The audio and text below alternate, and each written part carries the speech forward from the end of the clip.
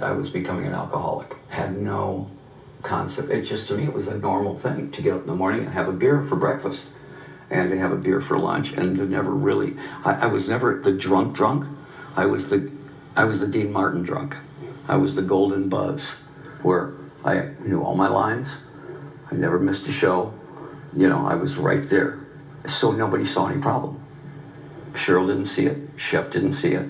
Then all of a sudden, physically, it started getting me.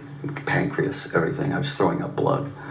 And that's when I had realized I was going to join all my other buddies, you know, if I didn't stop this. You mean Morrison and Hendrix? Yeah, the whole line. All the guys. Now, when you broke away from the band, you were about what age? I think I was about 26, 27. All right, so you go on your own, you're losing your true self. Absolutely. I was absorbed into it, yeah. Fair to say you're becoming conflicted about who you are? Yeah. We did 65 cities in 72 days at one point. But when you're 26, you're bulletproof. You're indestructible. You think you are. You think you are. Internally, it was, you know, I mean, every night there's an audience, packed audience. You could do 6, 7 shows in a row, you know, because then it got to a point where you couldn't do that. Physically, I was starting to break up, you know, and I started looking at the costume before the show and going, because I knew I was killing myself. And the wife split and went back to Chicago. Well, at the end of that, yeah, there were a couple of shows after that, and I was way into cocaine then. I was into the LA blizzard of 1980, where everybody did cocaine. It was like crazy how much cocaine there was in LA. I fell right into that. Having an addictive personality, got way lost into that. And Cheryl says, when you get through with that, I'll be in Chicago. That got my attention. And so you did what? Well, I quit the cocaine. I flushed a rock about that big down the toilet and got sober. But then I had to tell her, okay, I'm sober now. And she goes, right. It's going to take a lot of proof on that one. But the good thing that came from that was that in order to get her back, she says, here's part of it. We have to go to Christian counseling, and you have to set it up, not me. I want to see you set this up. So I did.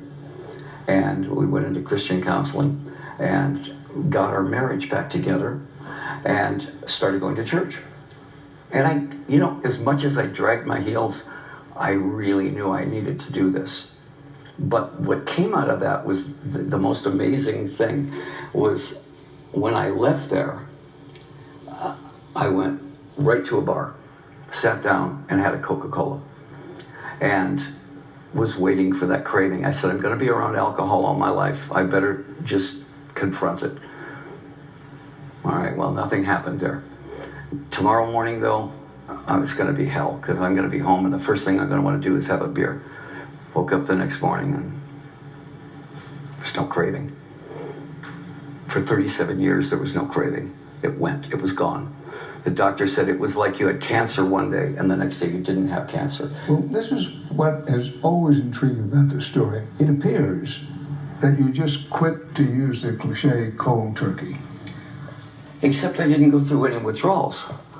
I didn't go through the whole thing of AA, and I didn't go through any of all of that. I just was a bit shocked that I wasn't having any cravings for it. I was just being normal.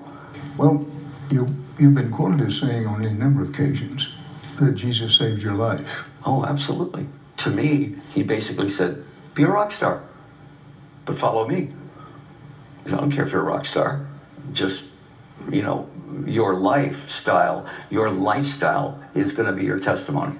Can you go out on the road and not go to the strip bar? Can you go out on the road and not cheat on your wife? Can you go out on the road and not become a drug addict?